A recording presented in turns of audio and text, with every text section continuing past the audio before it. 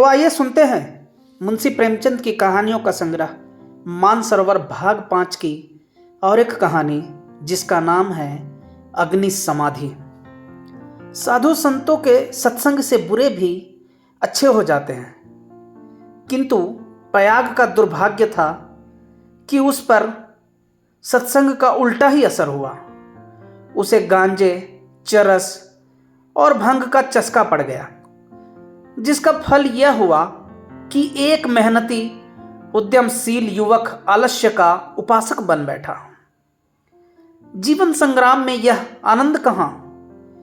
किसी वट वृक्ष के नीचे धूनी जल रही है, एक जटाधारी महात्मा विराज रहे हैं, भक्तजन उन्हें घेरे बैठे हुए हैं और तिल तिल पर चरस के दम लग रहे हैं। बीच बीच में भजन भी हो जाते हैं। मजूरी धातुरी में यह स्वर्ग सुख कहाँ? चिलम भरना पयाग का काम था। भक्तों को परलोक में पुण्य फल की आशा थी। पयाग को तत्काल फल मिलता था। चिलमों पर पहला हक उसी का होता था। महात्माओं के श्रीमुख से भगवत चर्चा सुनते हुए वह आनंद से विह्वल हो उठता था। उस पर आत्मविस्मृत सी छा जाती थी। वह सौरभ, संगीत और प्रकाश से भरे हुए एक दूसरे ही संसार में पहुंच जाता था। इसलिए जब उसकी स्त्री रुक्मिणी रात के 10-11 बज जाने पर उसे बुलाने आती तो पयाग को प्रत्यक्ष क्रूर अनुभव होता। संसार उसे कांटों से भरा हुआ जंगल सा दिखता। विशेषतः जब घर आने पर उसे मालूम होता कि अभी चूल्हा नहीं जला और चने चबेने की कुछ फिक्र करनी है, वह जाति का भर था। गांव की चौकीदारी उसकी मिरास थी। 2 रुपए और कुछ आने वेतन मिलता था। वर्दी और साफा मुफ्त।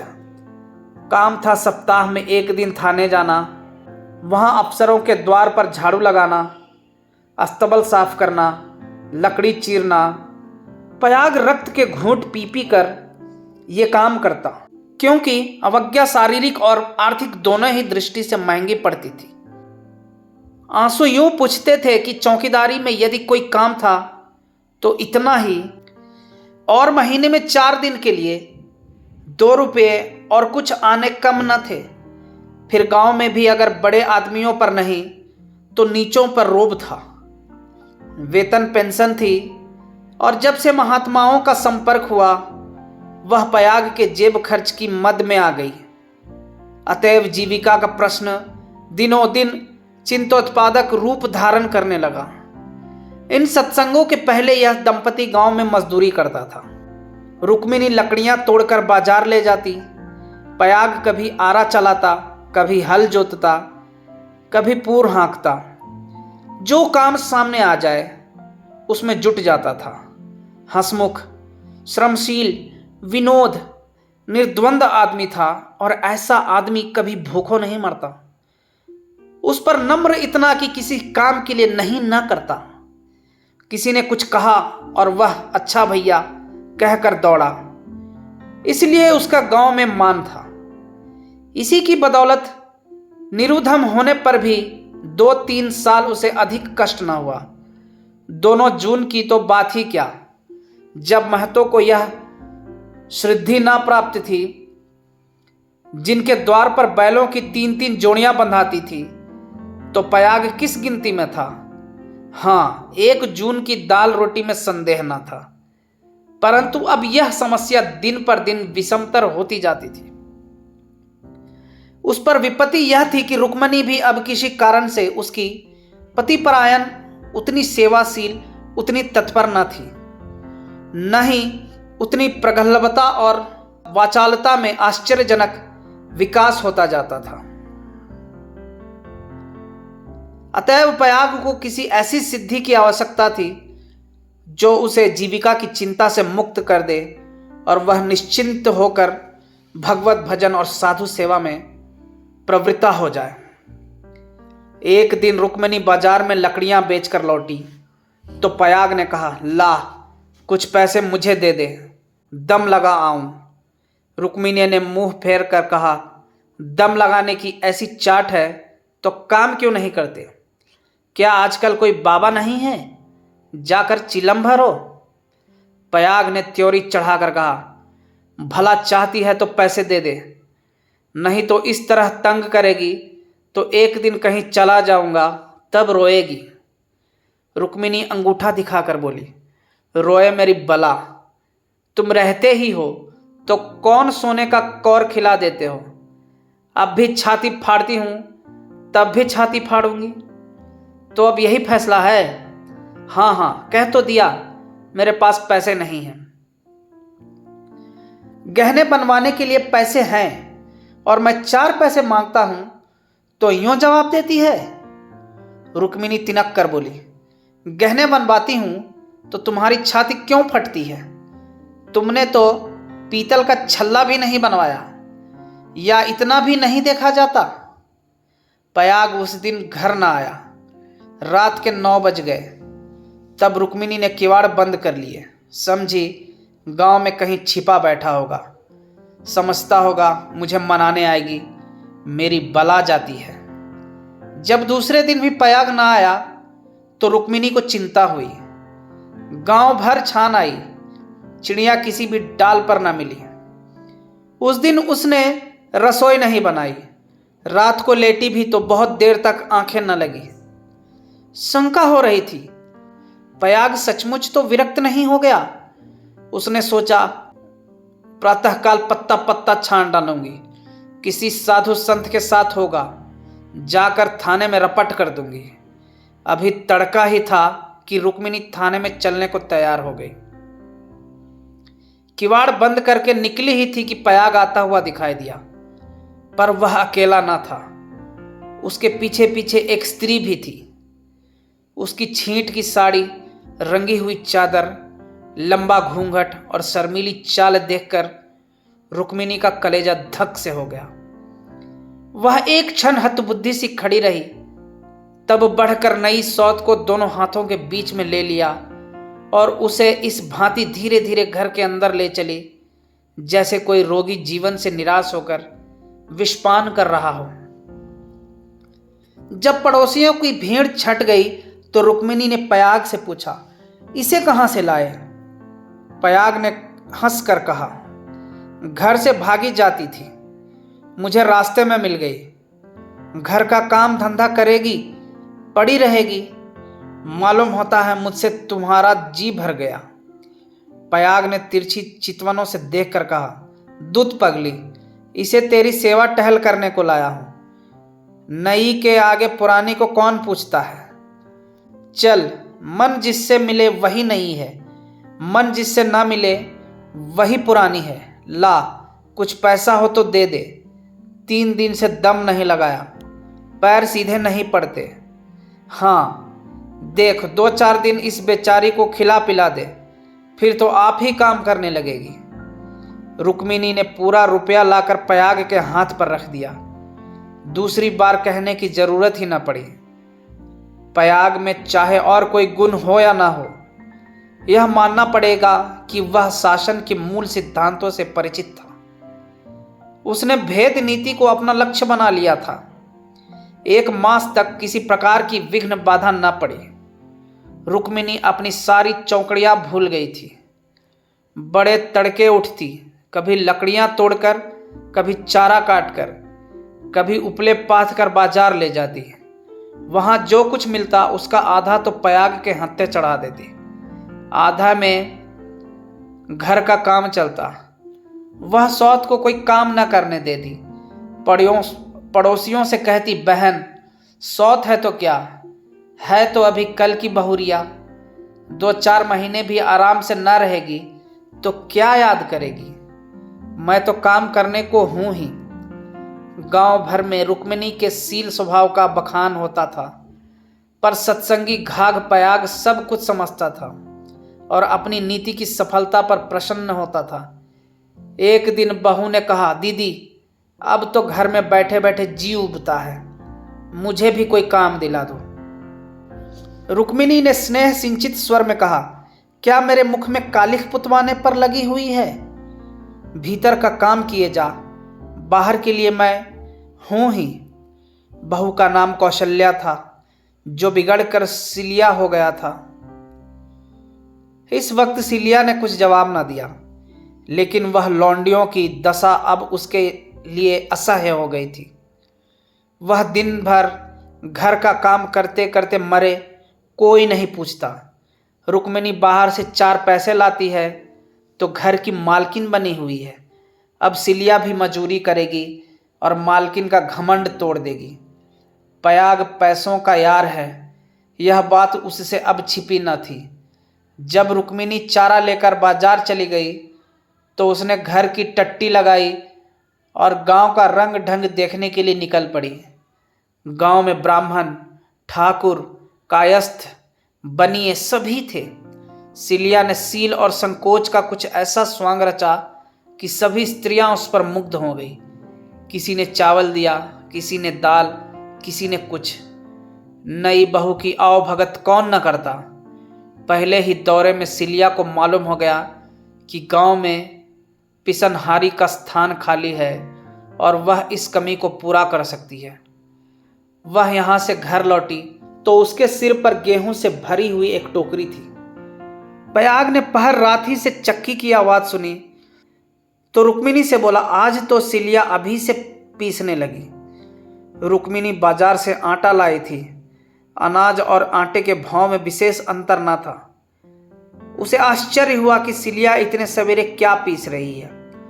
उठकर कोठरी में आई तो देखा कि सिलिया अंधेरे में बैठी कुछ पीस रही है।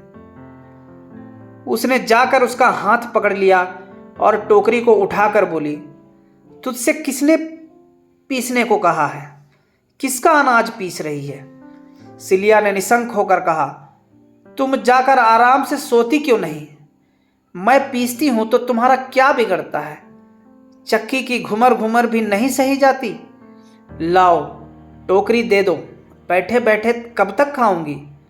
2 महीने तो हो गए, मैंने तो तुझसे कुछ नहीं कहा। तुम कहो चाहे ना कहो, अपना धर्म भी तो कुछ है।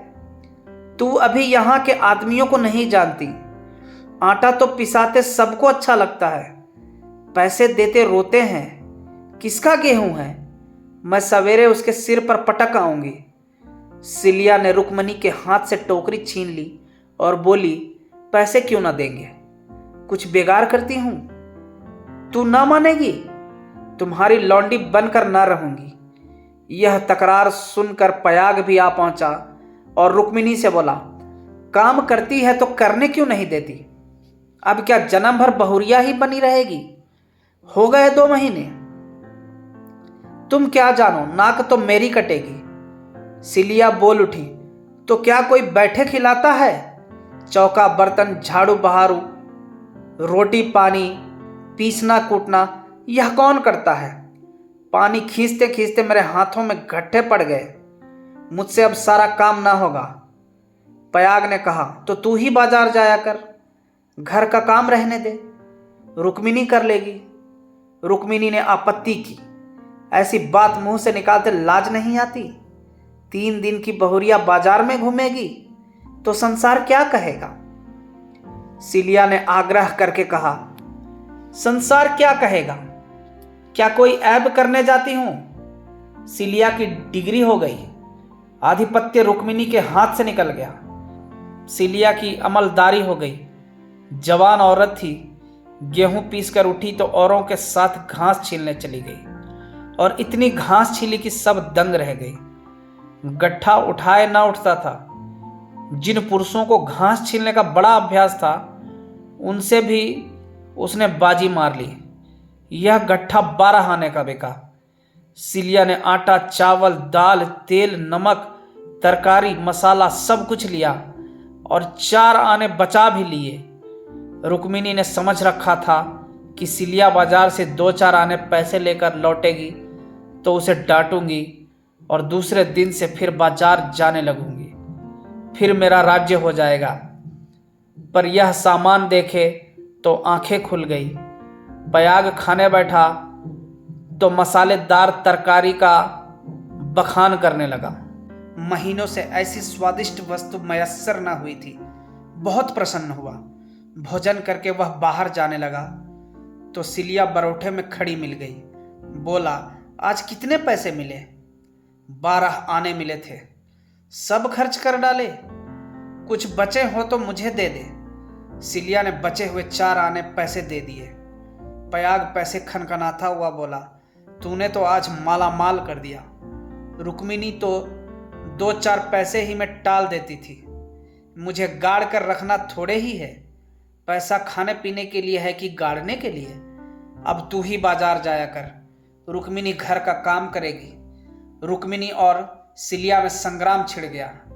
सिलिया पयाग पर अपना आधिपत्य जमाए रखने के लिए जान तोड़ परिश्रम करती। पहर रात ही से उसकी चक्की की आवाज कानों में आने लगती। दिन निकलते ही घास लाने चली जाती और जरा देर सुस्ता कर बाजार की राह लेती। वहां से लौटकर भी वह बेकार न बैठती। कभी सन काटती, कभी लकड़ियां तोड़ती। रुक्मिणी उसके प्रबंध में बराबर ऐब निकालती और जब अवसर मिलता तो गोबर बटोर कर उपले पाथती और गांव में बेचती। पयाग के दोनों हाथों में लड्डू थे। स्त्रियां उसे अधिक से अधिक पैसे देने और स्नेह का अधिकांश देकर अपने अधिकार में लाने का प्रयत्न करती रहती। पर सिलिया ने कुछ ऐसी दृढ़ता से आसन जमा लिया था कि किसी तरह हिलाए न हिलती थी। यहां तक कि एक दिन दोनों प्रतियोगियों में खुल्लम खुल्ला ठन गई। एक दिन सिलिया घास लेकर लौटी तो पसीने से तर थी। फागुन का महीना था, धूप तेज थी। उसने सोचा नहाकर तब बाजार जाऊंगी। घास द्वार पर ही रखकर वह तालाब में नहाने चले गई। रुक्मिणी ने थोड़ी सी घास निकालकर पड़ोसिन के घर में छिपा दी और गट्ठे को ढीला करके बराबर कर दिया। सिलिया नहा कर लौटी तो घास कम मालूम हुई। रुक्मिणी से पूछा। उसने कहा, मैं नहीं जानती। सिलिया ने गालियां देनी शुरू की। जिसने मेरी घास छुई हो उसकी देह में कीड़े पड़े, उसके बाप और भाई मर जाए, उसकी आंखें फूट जाए। रुक्मिणी कुछ देर तक तो जब्त किए बैठी रही। आखिर खून में उबाल आ ही गया। झल्ला कर उठी और सिलिया के 2-3 तमाचे लगा दिए। सिलिया छाती पीट पीट कर रोने लगी। सारा मोहल्ला जमा हो गया। सिलिया की सुबुद्धि और कार्यशीलता सभी की आंखों में खटकती थी। वह सबसे अधिक घास क्यों छिलती है? सबसे ज्यादा लकड़ियां क्यों लाती है? इतने सवेरे क्यों उठती है? इतने पैसे क्यों लाती है? इन कारणों ने उसे पड़ोसियों की सहानुभूति से वंचित कर दिया था। सब उसी को बुरा भला कहने लगी। मुट्ठी भर घास के लिए इतना उधम मचा डाला? इतनी घास तो आदमी झाड़ कर फेंक देता है। घास न हुई सोना हुआ। तुझे तो सोचना चाहिए था कि अगर किसी ने ले ही लिया तो है तो गांव घर ही का, बाहर का कोई चोर तो आया नहीं। तूने इतनी गालियां दी तो किसको दी? पड़ोसियों ही को तो। संयोग से उस दिन पयाग थाने गया हुआ था। शाम को थका मांदा लौटा तो सिलिया से बोला, ला कुछ पैसे दे दे। तो दम लगाओ, थक कर चूर हो गया हूं। सिलिया उसे देखते ही हाय हाय करके रोने लगी। पयाग ने घबरा कर पूछा, क्या हुआ? क्यों रोती है? कहीं गमी तो नहीं हो गई? नैहर से कोई आदमी तो नहीं आया? अब इस घर में मेरा रहना ना होगा, अपने घर जाऊंगी। अरे कुछ मुंह से तो बोल, हुआ क्या? गांव में किसी ने गाली दी है? किसी ने गाली दी है? घर फूंक दूं, उसका चालान करवा दूं। सिलिया ने रो रो कर सारी कथा कह सुनाई। पयाग पर आज थाने में खूब मार पड़ी थी। झल्लाया हुआ था। वह कथा सुनी तो देह में आग लग गई। रुक्मिणी पानी भरने गई थी। वह अभी घड़ा भी न रखने पाई थी कि पयाग उस पर टूट पड़ा और मारते मारते बेदम कर दिया। वह मार का जवाब गालियों से देती थी और पयाग हर एक गाली पर और झल्ला झल्ला कर मारता था। यहां तक कि रुक्मिणी के घुटने फूट गए, चूड़ियां टूट गई। सिलिया बीच बीच में कहती जाती थी, वाह रे तेरा दीदा, वाह रे तेरी जवान, ऐसी तो औरत ही नहीं देखी। औरत काहे का, डाइन है। जरा भी मुंह में लगाम नहीं, किंतु रुक्मिणी उसकी बातों को मानो सुनती ही न थी। उसकी सारी शक्ति पयाग को कोसने में लगी हुई थी। पयाग मारते मारते थक गया, पर रुक्मिणी की जबान न थकी। बस यही रट लगी हुई थी, तू मर जा, तेरी मिट्टी निकले, तुझे भवानी खाए, तुझे मिर्गी आए। पयाग रह रह कर क्रोध से तिलमिला उठता और आकर 2-4 लातें जमा देता, पर रुक्मिणी को अब शायद चोट ही न लगती थी। वह जगह से हिलती भी न थी, सिर के बाल खोले जमीन पर बैठी इन्हीं मंत्रों का पाठ कर रही थी। उसके स्वर में अब क्रोध न था, केवल एक उन्मादमय प्रवाह था। उसकी समस्त आत्मा हिंसा कामना की अग्नि से प्रज्वलित हो रही थी। अंधेरा हुआ तो रुक्मिणी उठकर एक और निकल गई, जैसे आंखों से आंसू की धार निकल जाती है। सिलिया भोजन बना रही थी। उसने उसे जाते देखा भी, पर कुछ पूछा नहीं। द्वार पर पयाग बैठा चिलम पी रहा था। उसने भी कुछ ना कहा। जब फसल पकने लगती थी तो 1.5-2 महीने तक पयाग को हार की देखभाल करनी पड़ती थी। उसे किसानों से दोनों फसलों पर हल पीछे कुछ अनाज बंधा हुआ था। माघ ही में वह हार के बीच में थोड़ी सी जमीन साफ करके एक मड़ैया डाल लेता था और रात को खा पी कर आग, चिलम और तमाकू चरस लिए हुए इसी मड़ैया में जाकर पड़ा रहता था। चैत के अंत तक उसका यही नियम रहता था। आजकल वही दिन थे। फसल पकी हुई तैयार खड़ी थी। 2-4 दिन में कटाई शुरू होने वाली थी। पयाग ने 10 बजे रात तक रुक्मिणी की राह देखी। फिर यह समझकर कि शायद किसी पड़ोसिन के घर सो रही होगी, उसने खा पीकर अपनी लाठी उठाई और सिलिया से बोला, किवाड़ बंद कर ले, अगर रुक्मिणी आए तो खोल देना और मना जुना कर थोड़ा बहुत खिला देना। तेरे पीछे आज इतना तूफान हो गया, मुझे ना जाने इतना गुस्सा कैसे आ गया। मैंने उसे कभी फूल की छड़ी से भी ना छुआ था। कहीं बूढ़ धांस ना मरी हो तो कल आफत आ जाए। सिलिया बोली, ना जाने वह आएगी कि नहीं, मैं अकेले कैसे रहूंगी, मुझे डर लगता है। तो घर में कौन रहेगा? सूना घर पाकर कोई लोटा थाली उठा ले जाए तो डर किस बात का है? फिर रुक्मिणी तो आती ही होगी। सिलिया ने अंदर से टट्टी बंद कर ली। पयाग हार की ओर चला। चरस की तरंग में यह भजन गाता जाता था, ठगनी क्या नैना झमकावे, कद्दू काट मृदंग बनावे, नींबू काट मजीरा, 5 तरोई मंगल गावे, नाचे बालम खीरा, रूपा पहिर के रूप दिखावे, सोना पहिर रिझावे, गले डाल तुलसी की माला, 3 लोक भरमावे। ठगनी। सहसा सिवाने पर पहुंचते ही उसने देखा कि सामने हार में किसी ने आग जलाई। एक क्षण में एक ज्वाला सी दहक उठी। उसने चिल्लाकर पुकारा, कौन है वहां? अरे यह कौन आग जलाता है? ऊपर उठती हुई ज्वालाओं ने अपनी आग्नेय जिह्वा से उत्तर दिया। अब पयाग को मालूम हुआ कि उसकी मड़ैया में आग लगी हुई है। उसकी छाती धड़कने लगी। इस मड़ैया में आग लगाना रुई के ढेर में आग लगाना था। हवा चल रही थी। मड़ैया के चारों ओर एक हाथ हटकर पकी हुई फसल की चादर सी बिछी हुई थी। रात में भी उनका सुनहरा रंग झलक रहा था। आग की एक लपट, केवल एक जरा सी चिंगारी सारे हार को भस्म कर देगी। सारा गांव तबाह हो जाएगा। इसी हार से मिले हुए दूसरे गांव के भी हार थे, वे भी जल उठेंगे। ओह, लपटें बढ़ती जा रही है। अब विलंब करने का समय ना था।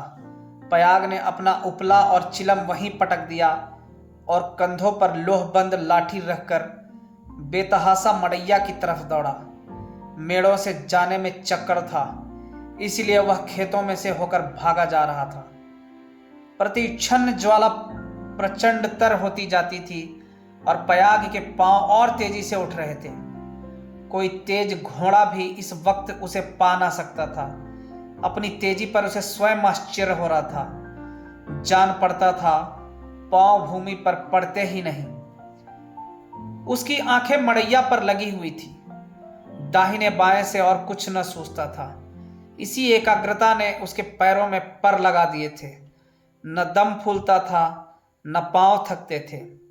3-4 फरलांग उसने 2 मिनट में तय कर लिए और मड़ैया के पास जा पहुंचा। मड़ैया के आसपास कोई न था। किसने यह कर्म किया है, यह सोचने का मौका न था। उसे खोजने की तो बात ही और थी। पयाग का संदेह रुक्मिणी पर हुआ, पर यह क्रोध का समय न था।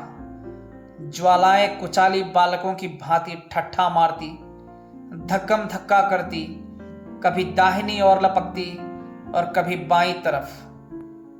बस ऐसा मालूम होता था कि लपट अब खेत तक पहुंची, अब पहुंची। मानो ज्वालाएं आग्रहपूर्वक क्यारियों की ओर बढ़ती और असफल होकर दूसरी बार फिर दूने वेग से लपकती थी। आग कैसे बुझे? लाठी से पीटकर बुझाने का गौन न था, वह तो नीरी मूर्खता थी। फिर क्या हो, फसल जल गई तो फिर वह किसी को मुंह न दिखा सकेगा। आह, गांव में कोहराम मच जाएगा, सर्वनाश हो जाएगा। उसने ज्यादा नहीं सोचा। गवारों को सोचना नहीं आता। पयाग ने लाठी संभाली, जोर से एक छलांग मारकर आग के अंदर मड़ैया के द्वार पर जा पहुंचा। जलती हुई मड़ैया को अपनी लाठी पर उठाया और उसे सिर पर लिए सबसे चौड़ी मेड़ पर गांव की तरफ भागा। ऐसा जान पड़ा मानो कोई अग्नियान हवा में उड़ता चला जा रहा है। फूस की जलती हुई धज्जियां उसके ऊपर गिर रही थी, पर उसे इसका ज्ञान तक न होता था। एक बार एक मूठा अलग होकर उसके हाथ पर गिर पड़ा। सारा हाथ भुन गया, पर उसके पांव पल भर भी नहीं रुके। हाथों में जरा भी हिचक न हुई। हाथों का हिलना खेती का तबाह होना था। पयाग की ओर से अब कोई शंका न थी। अगर भय था तो यही कि मड़ैया का वह केंद्र भाग जहां लाठी का कुंदा डालकर पयाग ने उसे उठाया था न जल जाए, क्योंकि छेद के फैलते ही मड़ैया उसके ऊपर आ गिरेगी और अग्नि समाधि में मग्न कर देगी। पयाग यह जानता था और हवा की चाल से उड़ा चला जाता था। 4 फरलांग की दौड़ है। मृत्यु अग्नि का रूप धारण किए हुए पयाग के सर पर खेल रही है और गांव की फसल पर। उसकी दौड़ में इतना वेग है कि ज्वालाओं का मुंह पीछे को फिर गया है और उसकी दाहक शक्ति का अधिकांश वायु से लड़ने में लग रहा है। नहीं तो अब तक बीच में आग पहुंच गई होती और हाहाकार मच गया होता। 1 फरलांग तो निकल गया। पयाग की हिम्मत ने हार नहीं मानी। वह दूसरा फरलांग भी पूरा हो गया। देखना पयाग, 2 फरलांग की और कसर है। पांव जरा भी सुस्त न हो। ज्वालाएं लाठी के कुंदे पर पहुंची और तुम्हारे जीवन का अंत है। मरने के बाद भी तुम्हें गालियां मिलेंगी। तुम अनंत काल तक आहों की आग में जलते रहोगे। बस 1 मिनट और। अब केवल 2 खेत और रह गए हैं। सर्वनाश। लाठी का कुंदा निकल गया। मड़ैया नीचे खिसक रही है। अब कोई आशा नहीं। प्रयाग प्राण छोड़कर दौड़ रहा है।